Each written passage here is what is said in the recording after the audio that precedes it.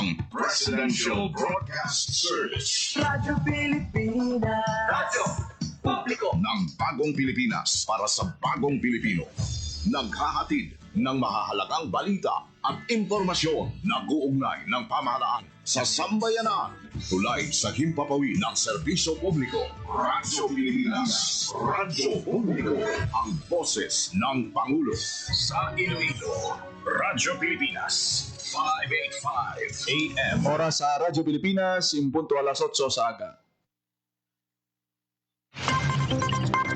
Nagapanguna nga balita sa syudad, sa mga banwa, sa probinsya sa Iloilo, kagkaingon ng mga probinsya. Mga pananawon sa likod sa mga balita. Inyong mabatian sa Radyo Pilipinas Iloilo News. Mga balita na magasugata sa inyong nga aga. Ginbantayan, ginsunod, gintipon sa Radyo Pilipinas Iloilo News Team. Gikan sa hulot balitaan. Diretso sa inyong palamatian. Yarian! Radyo Pilipinas Iloilo News!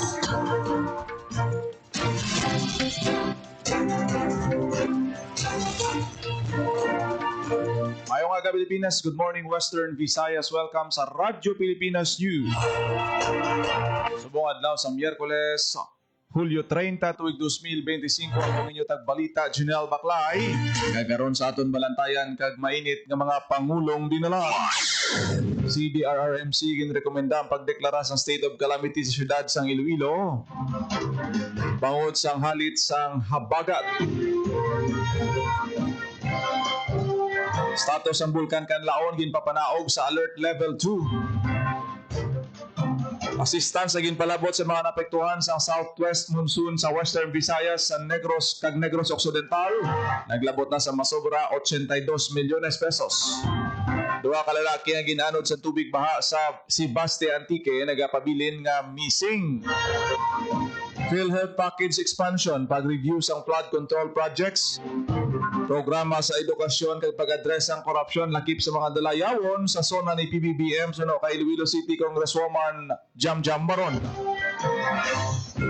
5-minute response ang kapulisan ginpakita mismo ni PRO6 Director Josefino Ligan sa mga katapo sang media. Kag Iloilo Provincial Agriculture Office nagiwat sang paghanas para sa mga cacao farmers.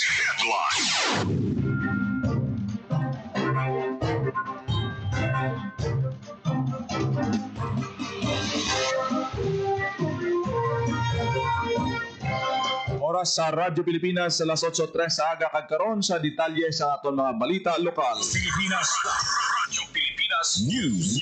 Girekomenda sa CDRRMC ang pagpaydalom sa syudad sang Iloilo sa state of calamity kasunod sa nangin kahalitan sang habagat nangin pabaskog sa mga naglabay nga bagyo sa pungsod. Sa sinapol sang City Disaster Risk Reduction Management Office kaupod kay Iloilo City, Mayor Raisa Treñas ginplastar sang CDRRMC operations pagi kay Chief Darwin Jomil Papa ang nangin epekto sang southwest monsoon ang ipabaskog sang bagyong Krising, Dante kag Emong sa syudad sang Iloilo. Ginplastar man ni CDRRMO head on ang magno mga kriteria ang ginbasihan sa pagdeklara sang state of calamity sa idalom sang Philippine Disaster Risk Reduction and Management Act of 2010. Sa tion nga malabot sa 15% sang kabilugan nga populasyon ang napektuhan, mahimo makadeklara sang state of calamity. Base sa CDRRMO Situation Report as of July 28, yara sa 44,723 ang naepektuhan sang pagbaha. 12,158 naman ka mga residente ang apektado sa storm surge ukon may kabilugan nga 58,881 ka mga apektado nga pumuluyo. Suno kay Mayor Raisa Treñas, mahimo ka magamit ang 31.5 million pesos sa 62 million pesos nga quick response funds sang syudad agud mabuligan ang mga residente nga lubos nga naapektuhan sang kalamidad dala sang habagat kag mga naglabay nga bagyo sa tion nga madeklara ang state of calamity. Radyo Pilipinas. Radyo Pilipinas News. Ginpapanaog na sang DOST PVOX sa alert level 2 on moderate level of volcanic unrest. Ang status ng Bulkan Kanlaon nalin sa alert level 3 o kon high level of volcanic unrest.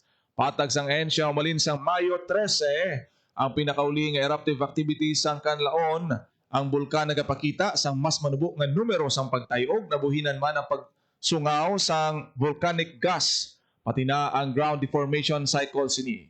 Sa piyak sa pagpapanaog sa alert status kinrekomenda gyapon sa DOST PHIVOX ang padayon nga pag-evacuate sa mga nag-a-star sa 4 km radius permanent danger zone bangod sa posibleng nga short-lived explosive eruptions kagulpiada nga phreatic explosions.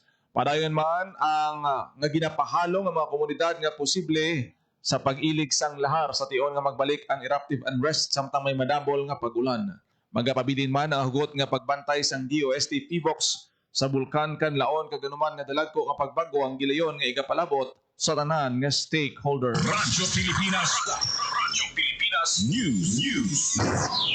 Assistance sa ginpalabot sa mga napektuhan sang southwest monsoon sa Western Visayas kag Negros Occidental naglabot na sa masobra 82 million pesos. Radyo Pilipinas. Sa detalye sa balita ni Reyeta.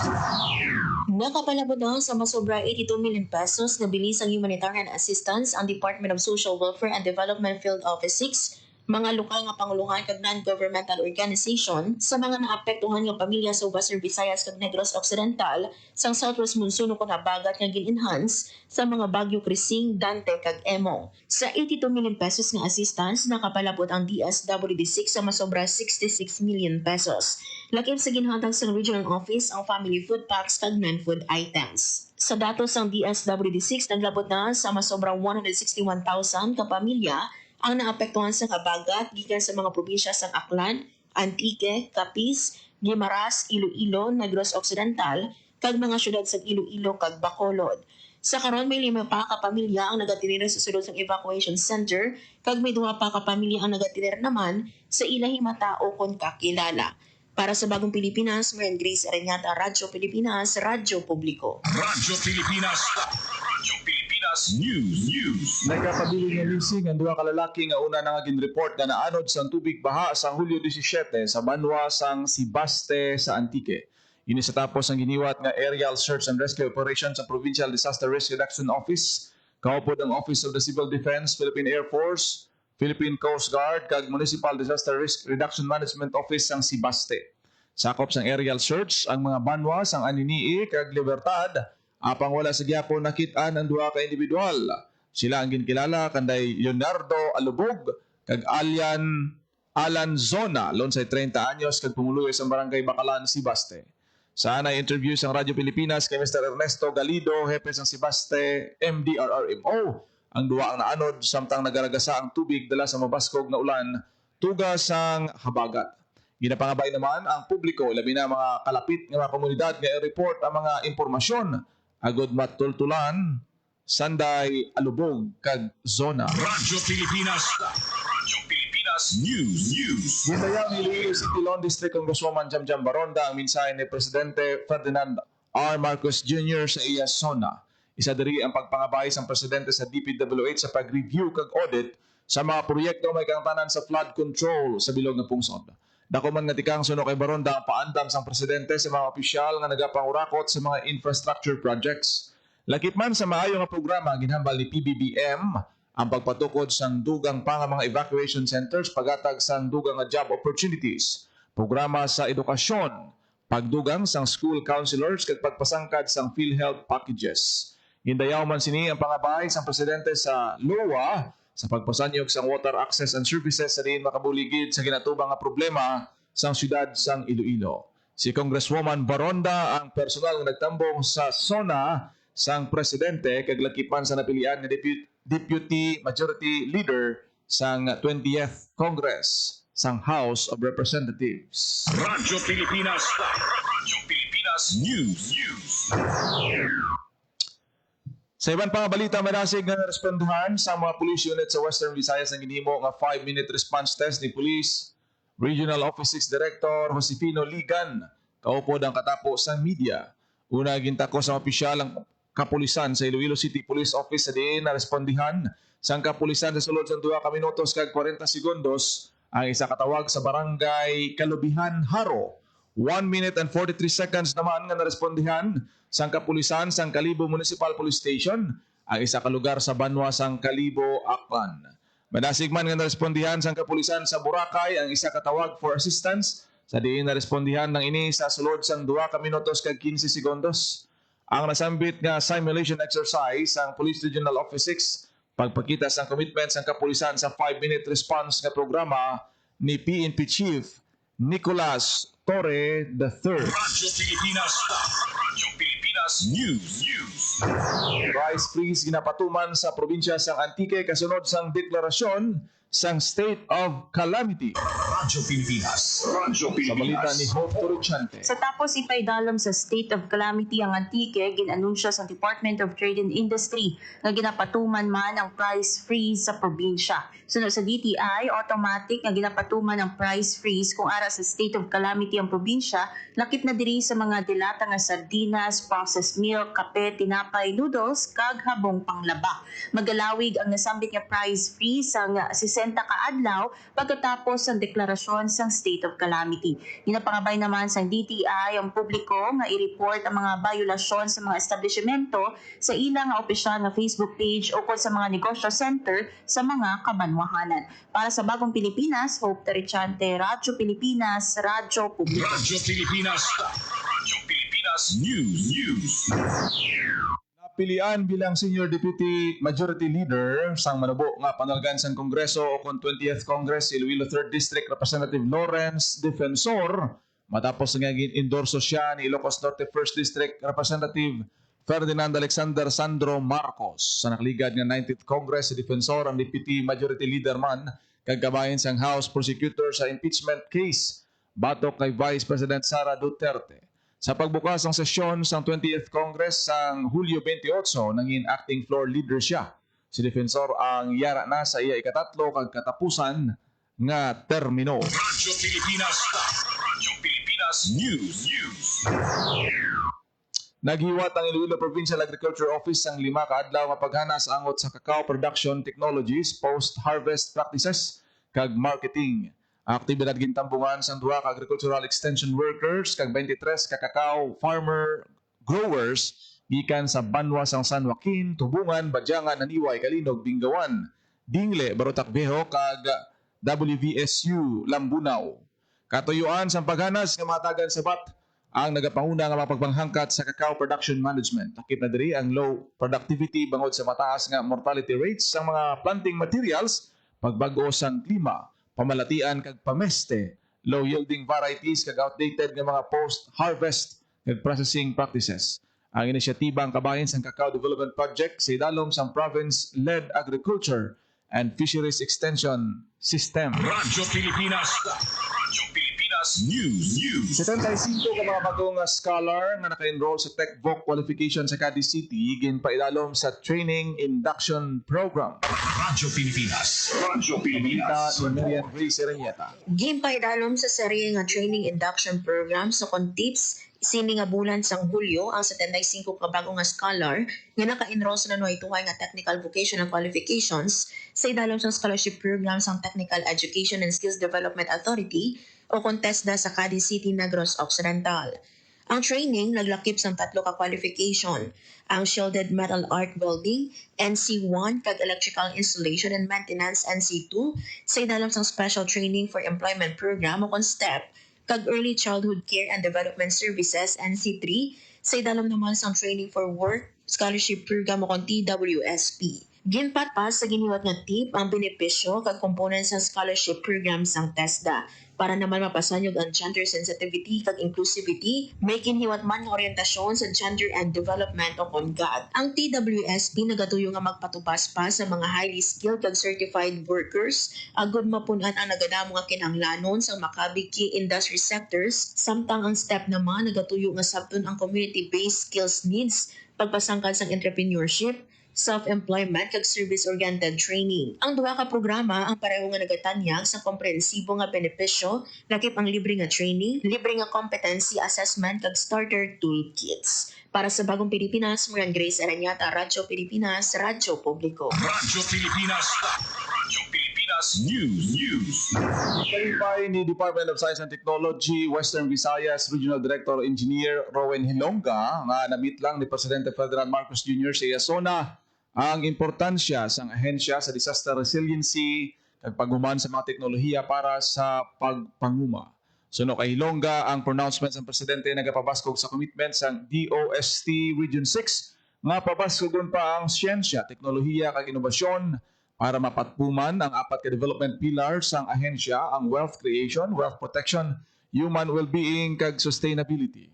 Dugang pa ang regional director nagaupod sila kay PBBM kag ang tanan nga mga Pilipino padulong sa handom nga progresibo nga pagpangabuhi. Radyo Pilipinas. Radyo Pilipinas News. Sa pagbabaskog sa kampanya Batok Insurhensya, nagpatigayon sa Insurgency Awareness Symposium ang 61st Infantry Hunter Battalion para sa mga estudyante kay pumatanon sa Barangay Pitugo, San Joaquin, Iloilo. Ang symposium ginpangunahan ni Lieutenant Colonel Jekyll Julian Dulawan, commanding officer sa 61st IB, nga nagpalabot sa mensahe sa mga kabataan nga dapat mangin aware sila sa nagakatabo sa ila komunidad agud hindi sila matuntuhan sa mga propaganda nga ginahimo sang mga rebelde. May saman ka rebelde nga nagsaysay sang eksperyensya sa New People's Army. Wala sa maayo nga dala suno sa iyang pagsulod sa rebelde nga grupo kundi ginapalayo lang sila sa insakto nga dalan. Ginabi-abi naman sa mga residente kay pamatanon ang pagbisita sang militar sa ila lugar. Magod badamo sila sa natun-an sa topiko sang peace and development. Radyo Pilipinas. Radyo Pilipinas News. Nagprotosikol ang bago nga commander sa 61st Infantry Battalion Philippine Army nga si Lieutenant Colonel Jekyll Julian Dulawan kay Mayor Jovic Elmido Escorpion sa Banwa sang Igbaras, Iloilo. Mainit naman ang ginabi-abi sa alkalde ang bagong opisyal sang 61st IB sa diin na istoryahan ang padayon nga partnership sang municipal government sang Igbaras kag Philippine Army para sa kalinong, katawhayan kag kauswagan sang banwa. Sa pagbinuligay sa militar kag lokal nga panguluhan, mapabaskog man ang kampanya kontra insurhensya sa lugar. Naibuluan nagpungko si Dulawan bilang commander sang 61st IB sang nagligad nga Hulyo 22. Radyo Pilipinas. Radyo Pilipinas News. Department of Health Western Visayas nagiwat sang Health Festival. Ahensya nagtanyag sang nanuhay-tuhay nga health services. Radyo Pilipinas. Radyo Pilipinas. Detalye sang balita. Nagiwas sang Health Festival ang Department of Health Western Visayas Center for Health Development sang Martes, Hulyo 29 sa syudad sang Iloilo. Sa interview sang Radyo Pilipinas Iloilo kay Dr. May Ann Soliva Santa Lucia, Chief sang Local Health Support Division sang DOH Western Visayas CHD, gimpayag niya nga ang kahigwatan kabahin sa pagsaulog sang World Drowning Prevention Day, National Blood Donor Month, Nutrition Month kag National Disaster Resilience Month. May giniwat man nga talk session sa tumalambong nga tuoy sa importansya sang blood donation kag maayo nga nutrisyon sa kabataan kag katigulangan. May araman sa speakers para magtudlo sang insakto nga cardiopulmonary resuscitation o CPR kag ang Philippine Coast Guard nagtudlo man kung paano mag-rescue kag kung paano mapunggan ang pagkalunod. Magluwas sa talking sessions, may gintanyag man ang DOH Region 6 nga health services kapareho sang medical consultations, dengue testing, HIV and syphilis testing, urinalysis, pregnancy testing, random blood sugar testing kag pre-exposure prophylaxis o PrEP services. Dugang payag pa ni Dr. Santa Lucia nga may giniwat man nga blood donation drive kung sa diin ang makuha nga dugo ang dalon sa Western Visayas Regional Blood Center. May araman nga free condoms kag lubricants bilang kabahin sa commitment sa pagpatuman sa accessible and preventive health care. Para sa Bagong Pilipinas, Marian Grace Arañata, Radyo Pilipinas, Radyo Publiko. Radyo Pilipinas. Radyo Pilipinas News. Hindi na rin nalago na pag-perform sa The Medical City Iloilo sa pinakauna nga intravascular lithotripsy sa 66 anyos nga babayi nga may grabe nga balatian sa Corazon sang Hulyo 23.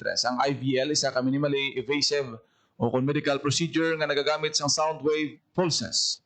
Nagabulig man ini sa pagbukas sa mga ugat sang dugo nga nagapahapos sa mga doktor sa pagsulod sang gamay nga tubo nga ginatawag stent o kon kinahanglanon agod nga mabuksan ang arterya kag mapabalik ang maayo nga pag-ilig sang dugo. Ang pamaagi ginhimo sang grupo sa mga espesyalista sang pagpanguna sa The Medical City's interventional cardiologist na si Dr. Christy Garganera Tugbang kay Dr. James Diaz Ortigas sang TMC Iloilo, anesthesiologist kasanday Dr. Felix Rosen Fandinola kag ang eksperyensyado nga staff sang Cardiac Catheterization Laboratory. Ang nagsuporta sini amo ang intravascular ultrasound nga among pinaka-advanced sa rehiyon.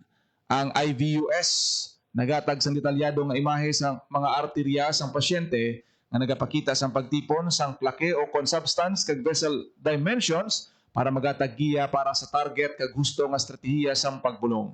Ang pasyente may alta presyon kag ang pamilya may history sang coronary artery disease nga gin-refer ni Dr. Regina Elena Bisnar Regalado pagkatapos ang positibong stress echocardiogram. Isa ka indikasyon sa pagdugo sang pag-ilig sang dugo sa muskulo kag tagipusoon. Na-diagnose siya nga may grabe nga 3-vessel coronary artery disease. Bangod bayara sang IVL kag IVUS sa Iloilo ang mga pasyente nga may komplikado nga coronary conditions ang mayara na sang access sa cutting-edge interventional procedures nga hindi kinahanglan magbiyahe pagwa sa rehiyon. Ang The Medical City Iloilo nagapabilin ng komitido sa paghimo sa mga teknolohiya nga nagaluwas ang kabuhi sa mas madaling matigayon sang komunidad. Paagi sa pagpasangkad sa ikasarang sa interventional cardiology, ang katuyuan namong paghatag sa mga pasyente sa nagakaigo mataas ang kalidad nga pag-atipan kag nagabulig sa ila nga makabalik sa ila mga hinigugma nga mas mabakod kag mas madali. Radyo Pilipinas. Radyo Pilipinas News. Ugana sa dunang manggad ang baybayon sang San Dionisio sa probinsya sang Iloilo sa usapang agrikultura. Ginpahayag ni Mr. Gerald Bano, chairperson sang Municipal Fisheries and Aquatic Resources Management Council, mayara sang seagrass na kalain-lain nga klase sang isda, blue swimming crab, mangrove area, kag coral reefs ang San Dionisio. Suno kay Bano ang mga nasambit nga manggad, kuluwaan sa pangabuhian sa mga mingista sa Banwa. Kadungan sini ginpangabayman ang M-Farm-C Chair nga tipigan ang mga manggad para sa sige-sige nga pag-ani kag paghatag pagkaon sa lamesa sa mga pumuluyo. Naibuluan nga may pulo ka coastal barangay ang Banwa sang San Dionisio. Radyo Pilipinas. Radyo Pilipinas News. Nagapabili ng More Electric Power Incorporated sa may pinakabaratong sukot sang kuryente o kung ipaanggid sa mga electric cooperative sa Kabisayan na katungdan subong nga bulan sang Hulyo yara sa 10 pesos and 61 centavos kada kilowatt hour. Ang rate sang More Power samtang ang iban nga private utility pareho sang Eleco 1, 2 kag 3, Akelco, Anteco, Capelco kag Gimelco naga-average sang 12 pesos kada kilowatt hour. Ang More Power isa ka pribado nga utility nga naga-operate sa syudad sang Iloilo. Radyo Pilipinas. Radyo Pilipinas News. Tourist activities sa Western Visayas kag Negros Occidental nagbalik na sa operasyon. Radyo Pilipinas. Radyo Pilipinas. Sa detalye sa balita. Sa pagkanay sang lakat sang panahon ginanunsyo sa Department of Tourism Western Visayas nga balik operasyon na ang mga tourist activities sa pila ka mga nagapanguna nga destinasyon sa rehiyon kag sa kalapit nga Negros Occidental. Sunod sa DOT ginatugutan na liwat ang island hopping amuman ang water kag inland activities sa mga masunod nga mga lugar sa Sagay City, San Enrique kag Sipalay City sa Negros Occidental, sa bilog nga probinsya sa Antique, Boracay Island sa Malay Aklan, kag Taklong Island sa Nueva Valencia, Guimaras. Ginatugutan naman ang Agro-Tourism Fair sa Kabangkalan City sa Negros Occidental. Samtang nagapabili naman nga suspendido ang hiking sa mga banwa sang Tubungan, Leon kag Igbaras sa probinsya sang Iloilo. Para sa Bagong Pilipinas, Hope Terichante, Radyo Pilipinas, Radyo Publiko. Radyo Pilipinas. Radyo Pilipinas. Oras sa Radyo Pilipinas alas 8:23. Radyo Pilipinas. Radyo Pilipinas. Kagi nyo nabatihan ang detalye sa mga nagapanguna nga balita sa pagpangalagad sang Radyo Pilipinas News subong adlaw sa Miyerkules, July 30, 2025. Sa dugang pangabalita, nag-impormasyon, please share, follow, kag like sa aton Facebook page, Radyo Pilipinas Iloilo, kag Radyo Pilipinas Community Group. Kita karon sa programa Iloilo Morning, kada aga, kunugin lamang ang inyo alagad, ang inyo tagbalita, Janelle Baclay. Mayong aga Pilipinas, God bless Iloilo.